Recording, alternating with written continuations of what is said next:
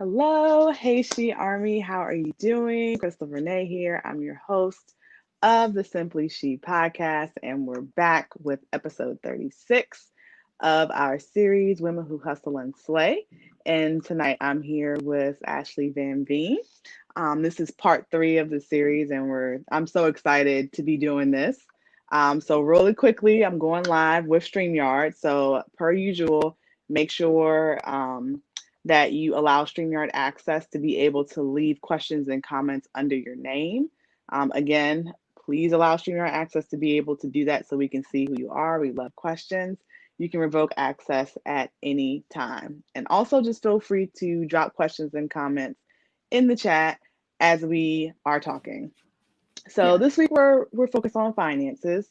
And as an entrepreneur, I know it's really extremely important that we keep track of our finances, right? So we have to know about our budget, our retirement, insurance, investments, savings plans. All of those things are important. And I mean, it's really important that you know your numbers, whether you're looking at your personal life or business. So I've often told the story about how my credit used to be in the toilet, um, and Mm. I had to clean that up in order to be able to buy my first home. It was an eye-opening process, and having to figure out a plan to pay down my debt to be able to get the credit score, to be able to get the FHA loan. Mhm.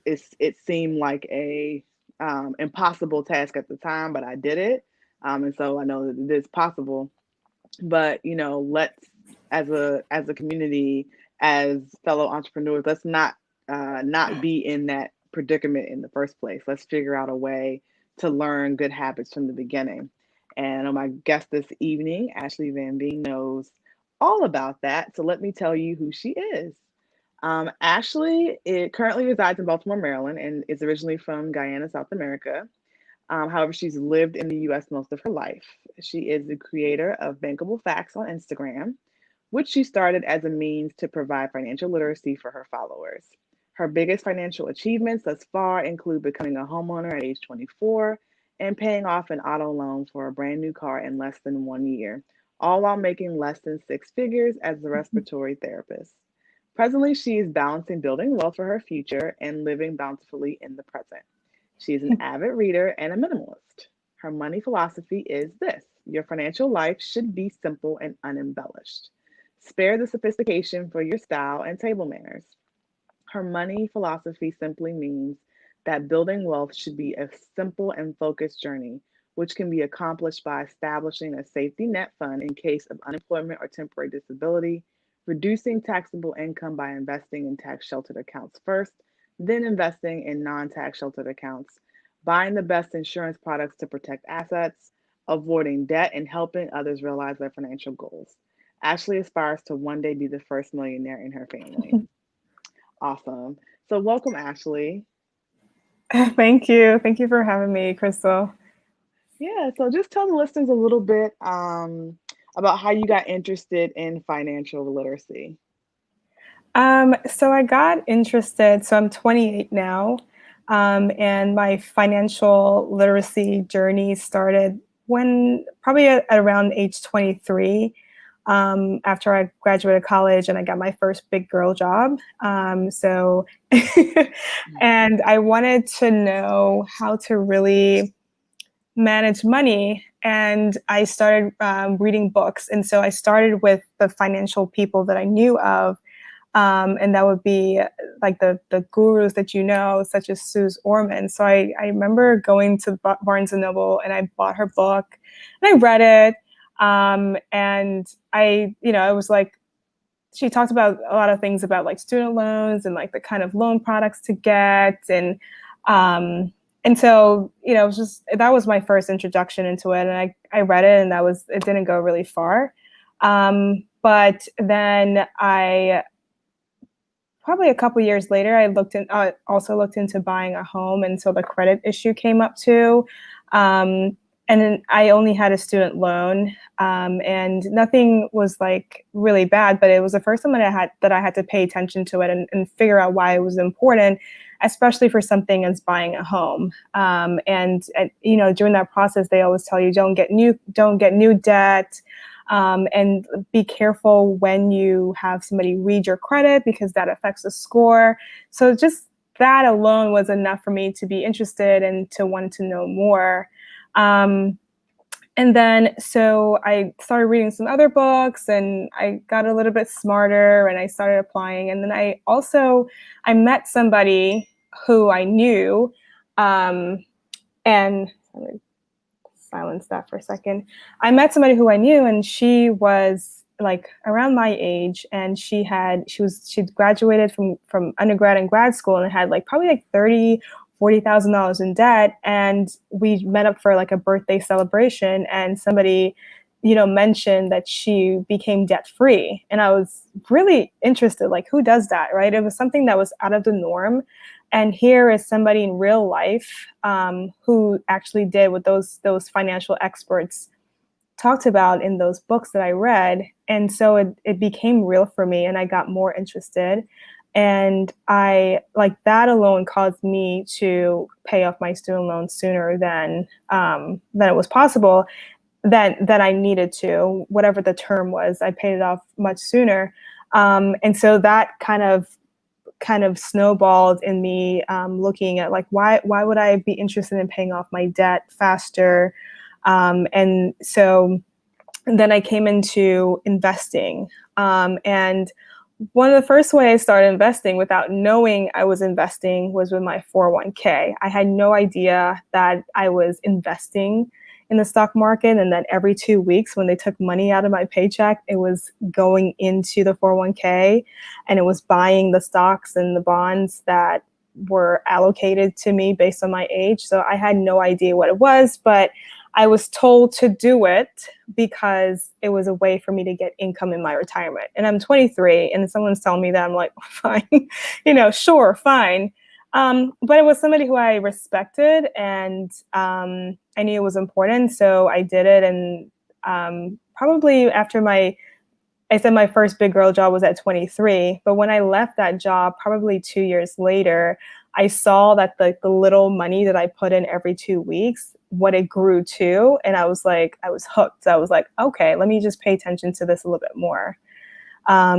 So I paid off my student loans. Then I bought a brand new car, and I decided I could have it was a challenge. Like, paying off my car was a challenge that I could have done. Or I didn't know that I could have done it that fast.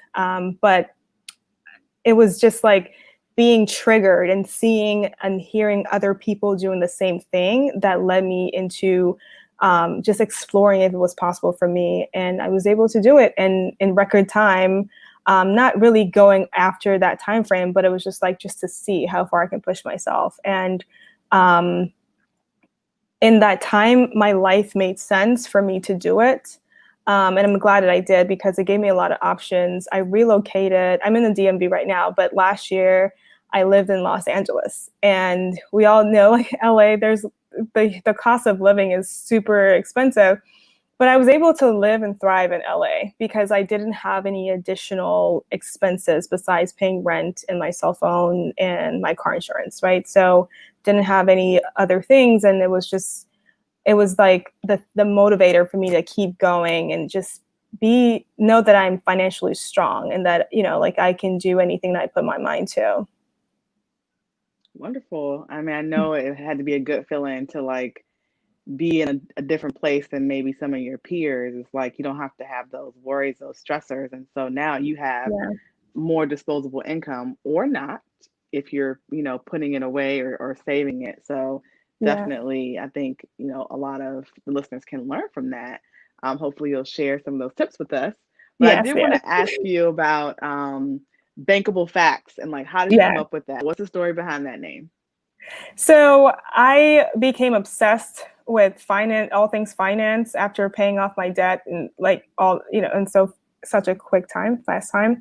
And I would talk about it to my friends. And I knew that it was something I was passionate about. And I had close friends tell me, like, you should do this. Like, this is your calling. And while I like my job as a respiratory therapist, I think it's very important. It's okay to have something else that you're passionate about and pursue that too. And so here comes Bankable Facts, and it's really because I felt really drawn to do it, because I was off Instagram for 2 years, like absolutely vanished, right? So if my friends, we would go out and take pictures, or I go on a vacation, I would send them pictures in their text message, and they understood that I wasn't going to see their pictures on Instagram. So they'd send me stuff too, because they know I'm out of the loop. So for me, like deciding to go on Instagram and like showing myself up in this way, it was a huge step, but it's definitely very rewarding. And it's fun because I have to figure out ways on how to really translate what I know, so everybody connects with it in a different way, or whatever way that makes sense for them. So that's the creation of Bankable Facts. And so my target audience are people who have 9-to-5 jobs. And a lot of times 9-to-5 jobs are underrated, especially for entrepreneurs, right? So your 9-to-5 job could be the stepping stone that you need to bring in that income so that you can fund your dream job or your dream career. And so, your company 401k, there's like life insurance products. You get health insurance from your 9-to-5 job. And so I'm all about making sure that everybody's maximizing those benefits, because yes, it's your source of health insurance, but it's also your source to make money and tax shelter money in the stock market, tax shelter money in your 401ks, your Roth IRAs, all that kind of stuff, so that you can be a player in the stock market like everybody else. I know that the hot topic right now is that our current president paid $750 in taxes. And so, it's like, it comes into play, like, yeah, regular people can tax shelter their accounts, and it's totally legal, and it's authorized by the the IRS, as a way for us to provide income for ourselves in retirement. And so I like to mix it up and bring things like that, just to bring a different perspective on like how you can view your own personal finance. Okay. What's like one of the most surprising things that you've learned from starting Bankable Facts, maybe from interacting with folks on Instagram or talking to people? Mindset. That's the most, because I can like turn blue in the face and like talk about these awesome statistics and these like great Roth IRA and 401k. I can talk about that all day, but it's mindset and how to save money, because you need to start. You need to have like a safety net fund or emergency fund first, and you should. But it's really making sure that like you have the mindset, and that's why I feel like I'm important to share this, because I represent a Black woman. I represent somebody who's in their 20s. I represent somebody who does not have a financial background. I'm a healthcare professional, and what I know is from having the right mentors, reading the right books, all that kind of stuff. So yeah, it's really mindset, and I hope that me showing myself, it helps to break down those barriers. Okay. So what in keeping with that, what did you say where should people start when they're looking to save? Well, let's start with that. Where should people start when Yeah. they're looking to save? So you gotta figure out what motivates you. So, I can say like, you should have 3 months worth of emergency fund. And and it's just for in times like this, when COVID hits, you lose your job and you have to wait on unemployment, and it may take a while for unemployment to come. So it'll be nice to have like a little bit of cushion to get you there. You should start by having some savings in a savings account. And the psychology behind it, to make it easy, is to automate it. So if you want to save $500 between now and 2 months from now, figure out the math. And so that every 2 weeks when you get paid, a set amount is going to come out, and by that time, by that specific day, 2 months from now, you're going to have that money. And automating, it just takes you out of making decisions every single 2 weeks up until that date, because something is going to happen and you're going to decide not to do it, and you're going to like flashy new shoes, a new sale is going to come on, or even something like an emergency is going to happen and you might need to take that money. But if the decision was made like 2 months now, you would have the money would have gone, and you probably would have figured out another way of getting it. And you're like, I have to make too much, just to go in and stop it from happening would take a lot of energy. And so you kind of have to play the psychology with yourself, and know that it's okay. Like smart, like really successful people, they line themselves up. They're not successful because they're like so mentally strong. Not all of them are. They create an environment that helps them to accomplish their goals. So if I want to work out, wake up every morning at 5 a.m. to work out, I'm more likely to work out if I sleep in my gym clothes, I have my socks on, I have water at the door, I have my phone thing, my my phone carrier. And so all of these things are kind of aligned. So I'm not making a lot of decisions. I'm just waking up, putting my shoes on, and I'm going. So same thing with saving. It's you make the decision now, and then when it comes to when your goal is achieved or realized, then it's like it's like a motivator. Oh, I did that, but it was because I played some offense first. So start there. Wonderful. I mean, that's a great analogy. Sleeping in your gym clothes. I know for my studio, I tell people they say they missed class because they went home, and I'm like, well, don't go home. Bring your gym clothes to work with you, or bring the clothes you want to work out, because my studio is open in the evening. So I'm like, bring your clothes to work. That's what I used to do. Bring your clothes to work. That way, all you're doing is you're coming straight to the studio. There's no excuse. You don't lay down. You don't fix yourself some food and sit on the couch.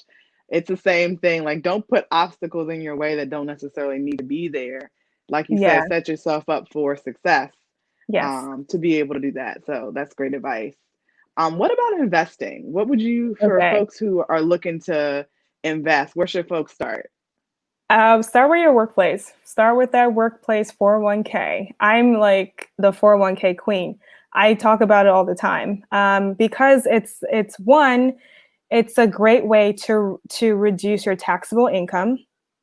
And what that means is that if I made $60,000 this year, and I throughout over 12 months, $10,000 was put into my 401k, because every 2 weeks it takes out a little and a little. And if all that added up to $10,000 on tax day, when the IRS looks at my paper, or you fill it out online, it will only count that. It won't see that $10,000 as income to tax you on. It will only tax you on $50,000. So that 60 minus 10 gives you that $50,000, and it'll only tax you on that $50,000. So that's a great way for you to save on taxes.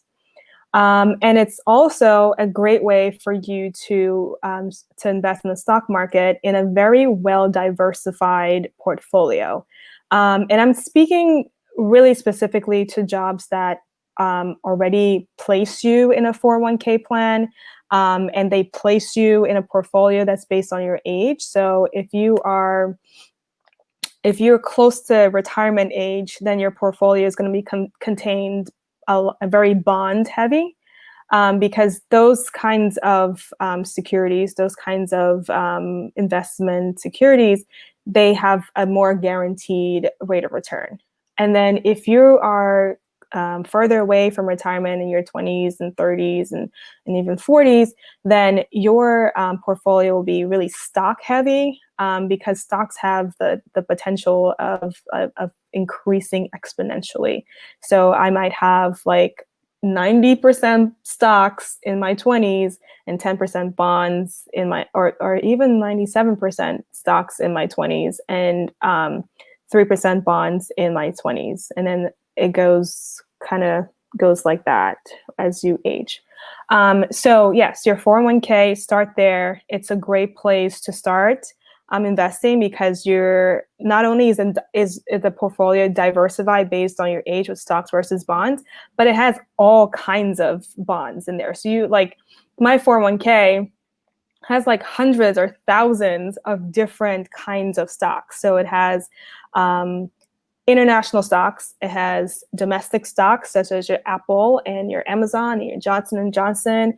And you think of any of those really successful companies, they are traded in the stock market, and you can be an owner in them. And your 401k might be the first place that you're an owner of Amazon stock. Like, isn't that exciting to know, right? So it's well diversified. You should start there because it's well diversified. Also, your company sometimes offers you something called a match. So if you put in 5%, then they'll donate 2.5%. Whatever their arrangement is, every company is different. So that's free money, right? So you invested $500 in the stock market through your 401k, and your company just gave you $250 just because, right? So that's 100% on your investment. And it didn't really take much of your involvement by just, all you had to do was authorize for them to take that amount of money out of your weekly or biweekly paycheck. Wonderful. And I just thought of another thing where, well, I know that I do this. I have different apps. So are there any apps you recommend for folks to use for like either investing or saving? Okay, so we know there's Robinhood. I don't know any other kind, but Robinhood is very, very popular, especially around the millennials and Gen Z folks. So I have a Roth IRA. I have a 401k through my job, and I have a Roth IRA, which is not through my job. And that's another tax shelter account that I really, really like because it offers more flexibility than the 401k. So if I'm saving for a house, I'm going to put the money that I'm saving for a house, because I'm not sure when I'm going to buy a house, but I'm going to put the money that I'm saving for the house in a Roth IRA, because I can take the money out and it's going to be untaxed. And as long as I'm using it for like a home down payment or paying tuition or like a huge medical expense, then I'm authorized. But in the meantime, I'm decision making. That money is making money, and that money is making money in the stock market. So that's the whole thing about being in the stock market, is that you just need to give it time. That's why, like stocks versus bonds, it depends on your age. Like the more time you give that money to make money, then the more money that money will make. And that's the idea of compound interest. So where was I going with this? I get on a little tangent. What was your question again? It was about apps. Oh, yeah. For saving and investing. Okay. Yeah. So I'm talking about Roth IRAs. I'm talking about 401ks. I'm like, unless these two things are prioritized or they're maxed out, I'm not thinking about the other things, right? And if I do buy, I do have, I have a Roth IRA, I have a 401k, and I have a brokerage account. And my Robinhood currently is the brokerage account. So when you have stocks in Robinhood, when you buy it, it's not sheltered in a tax shelter account like a 401k or a Roth. So that means that the money that money makes, when I take it out, as long as I leave it in for a year, when I take that money out, then it's subject to capital gain tax, right? So had it been in a regular 401k, I wouldn't have to pay taxes on it. So that's why it's like super important to pay attention to these workplace perks first, and then look into your Robinhood and stuff. So when I do I do have Robinhood, and I do have some stocks that I bought from them, but I'm very careful to make sure that the amount of money that I put into that is not more than 5%. And that's just my rule, right? So it's not more than 5% of my overall money that I have in savings in the stock market. And that's just because I have Microsoft, and I have Twitter, and I have an ETF, and I'll explain what an ETF is. and I have those things, and they're going to be there, and I'm not intending to sell it or trade it. I'm going to have them for a really long time. And that's the key about how to successfully invest in the stock market is you buy something that you believe is going to be around. You're going to buy a company that's completely innovative. Apple is innovative, that every 5 minutes they have a new feature. And so is Amazon. Like they acquired, they have Alexa, they acquired Whole Foods. Like we know Amazon is a giant that's going to be around forever. And then Tesla's coming up on the market too, where we feel like the future of technology is solar power. And, Tesla's not just a car company, it's so much more than that. So when you have these companies, when you have these stocks, you buy them and you keep buying more of them over and over and over. And that's the idea. It's not really, I'm going to buy it, and then right when I feel like the stock market's crashing, I'm going to sell them all. Or like right when I feel like I can't, like today, I'm going to buy it. This morning, I'm buying it, and tonight, because I feel like the company is some reason you feel like it's cool to sell it and trade it. Like that's when people get really caught up. And there's things called day trading. You've heard of people talk about I made so much money in the stock market. I'm not focused on that. It takes a lot of energy, and studies have shown, and Warren Buffett, we know Warren Buffett is a stock market genius. Studies have shown that had you just been the tortoise and just consistently keeping the same strong company, you consistently buying those same shares over and over time, you will come out ahead than the person who is trading and gambling and making bets and all that kind of stuff. Yes, they have big wins, but the downside is also very detrimental. So that's what when it comes to apps, that's my thoughts on Robinhood. I also have Vanguard, that's an app that I have, and I have Fidelity, that's an app that I have. And Fidelity is the institution that I use that has my Roth IRA. And I selected an index fund, and every week I get paid every week. Every week I transfer money into it, and the money is invested, and it goes up and down with the market. So that's what I would say when it comes to apps. Okay. Well, I'm sure folks will look into the ones that you mentioned and see if that, if those work for them. I personally have, and I have Robinhood, but I also use Acorns and Capital. So Acorns helps me it's my way to trick myself into saving through the roundups. So that's why I like that. Wells Fargo actually does something similar, but I actually kind of like Acorns as a company, just in general, in terms of investing in them as well, because I feel like they're doing some innovative things, and possibly the next generation in banking, in terms of where do we see banking going from here? Are we going to still be going into the bank, years from now? So Acorns was cool for me. And then Capital actually has they have you can set up different funds for different things. Nice. And so that's one of the things that I use for my business, like a sync fund for repairs and things like that. And then, there's my vacation fund. You can do all that, do all those sorts of things. I'm a tech geek, so that's why I asked about apps. Don't know if anybody else is, but just putting it out there.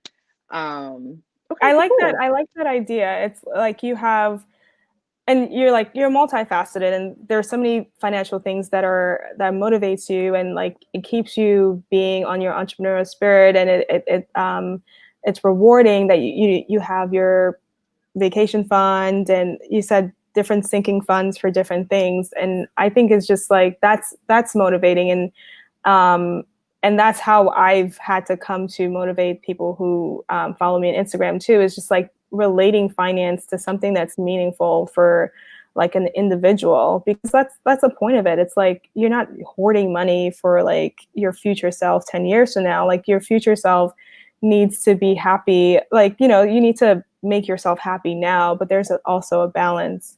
I did use Acorn too, and it was definitely a really forced way of saving money, because I remember looking at it and I was like, whoa, how did how much is crazy how much I guess it all depends on how much I spend too. Like the more often I spend, the more often they take money out. Yep. It's Yeah. eye-opening. Yeah. Yeah. It does add up. Yeah. Yeah, for sure. So what's like a project that you're working on, something new or something you want to let listeners know about? I'm working on a couple of things. So you can tell investing is like my passion. And so I'm working on kind of like a video clip, a bunch of video clips of um, people who look like me explaining common terminology, stock market terminology, and how to break that down. I had a friend, and like another personal finance person on Instagram. Her name is Ashley as well from Stacks in the City, and she, we hear things about like the S&P 500 and the Dow Jones, and she said the Dow Jones, so the S&P 500 has like it's really a combination of 500 of the most profitable companies in the United States. And when you look at the trend of how they're doing, then you kind of have an idea how the stock market is doing. So it's an index. And then the Dow Jones is another one, but it has 30 companies, so it's much smaller. But these companies they've been around for a really long time. And she described them as the HBICs, right? So, so I want to really bring that in and compile a video of people who look like me and like young people and people of color, really breaking down what these terms are. So it becomes common terminology at the cookout. Right. Absolutely. Yeah. I support it. My mother was she heavily invests, and so Yeah. I'm very familiar with the terms, but Yeah. I know a lot of people are not, and I think Yeah. that will be a game changer in terms of building generational wealth. Yeah. So Yeah. definitely hats off to you for like figuring all that stuff out and putting that together. I think people need to see that and need to see that we Yeah. can do it too. It's not, Yeah. it's for everyone. It really is for Yeah. everyone. It really is. And the sooner that we learn about it, the sooner that we can pass that knowledge down to our children and their children and so forth. So Yes. I'm a big fan. So I don't know. Let's see. We don't have any questions, but I'm going to ask for questions. And while I'm asking for questions right now, I have another question.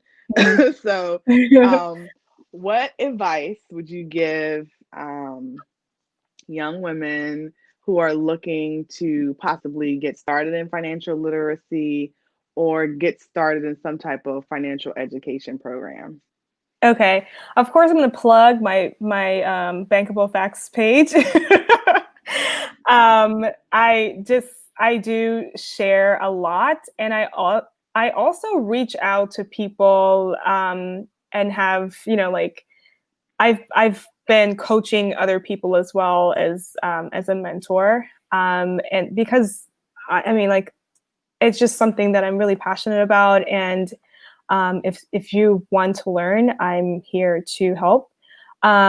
But also, if you're fresh, you're new, reading books, like that's my number one thing that got me this smart about finances and able to relate it to my own life and to help my own self out. So I did a book club recently, and I read the book with some Instagram followers. It was called "I Will Teach You to Be Rich." It's by an author his name is Ramit Sethi, and he's just this Indian guy, and he's just a refreshing perspective. He offers a very refreshing perspective on finances that is not supposed to be like you're frugal, right? You're scrunching every corner and like every dollar and everything like that. Like there has to be a reason why you're trying to make money work for you, right? Like so you have to redesign your rich life. Yes, you can't afford everything, but you can afford some things, and you have to figure out what is more important to you. So for him, like he's an entrepreneur, but he doesn't care about dining out. He doesn't care about having a flashy car. He lives in New York City. he doesn't care about being a homeowner. And that's something that he talks about in his page. You can follow him on Instagram as well. But the things that he does care about are the things that he turns up like a dial. Like he has a dial, like he turns up how much, like 3 times, 4 times, he'll spend the money on that, because those are the things that motivates him to keep working. Those are the things that allow him to spend time with the people he cares for. He goes on vacations, like there's a non-negotiable with that. When he flies more than 4 hours, he'll do first class or something like that.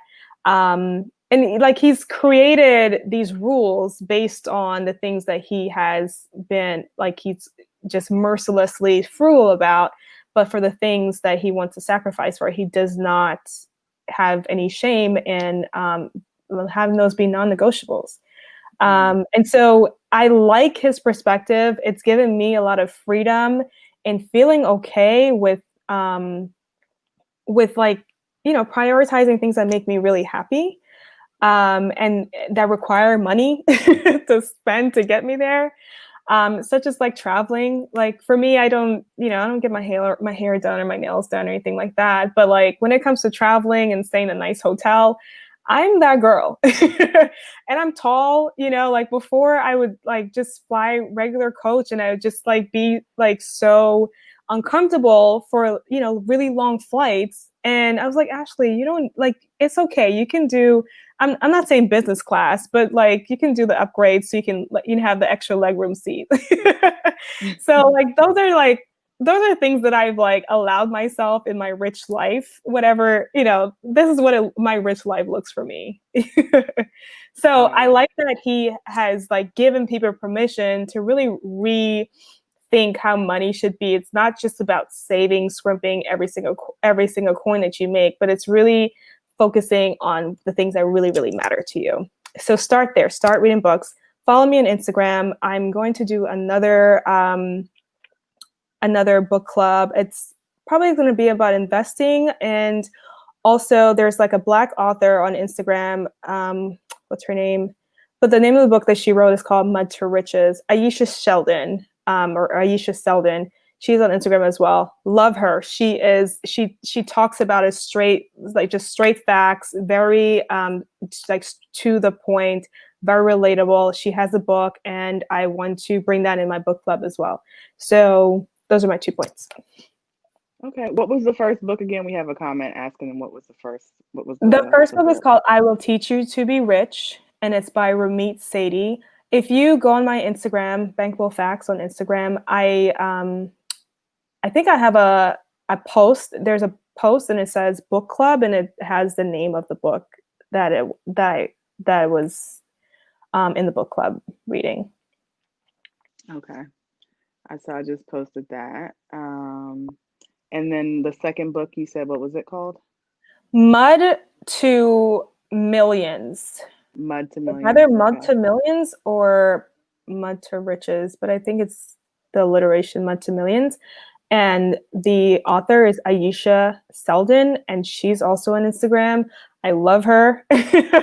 She is like the big sister that in my head. She's my big sister in my head. Oh, so you guys gotta excuse me. I'm like typing out these. Oh, no problem. These comments. Okay, that's cool. I want to also add to that. One of my favorite books is The Millionaire Next Door. That's an older book. And it talks about the habits of the first generation rich, pretty much. And like things that they do, things they don't do, and how you would never know. Like basically like you're living next to a millionaire.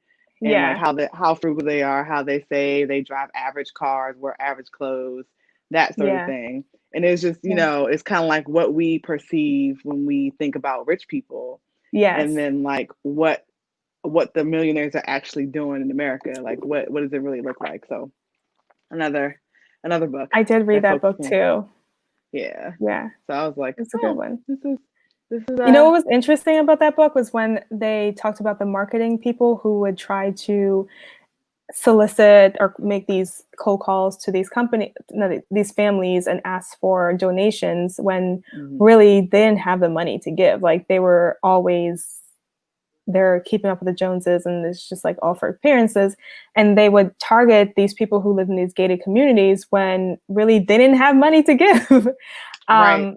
Right. So it's really the millionaire next door that had the money. Mm-hmm. And I really that it's a long book and it's like it seems really unrealistic, but it's very good to know the extreme. And it's really habits that make you a rich person. Yeah, Yeah. absolutely. All right. I think those were all the questions we had. So one more time, go ahead and drop your Instagram for listeners. Follow me on Instagram. My name is Ashley, and my Instagram is Bankable Facts. Perfect. So for more information on Ashley and how to contact her, you can click on the link in the show notes, and the show notes will be posted at www.isimplyshe.com/podcast. Again, that's www.isimplyshe.com/podcast. And if you'd like to join a collective of women serious about being their authentic selves and empowering themselves, join the She Army. And that link is also in the show notes. So, guys, I hope you guys have found what we've shared today to be helpful. And remember, you too can conquer if you slay hard every day. Yay. Take care. Bye.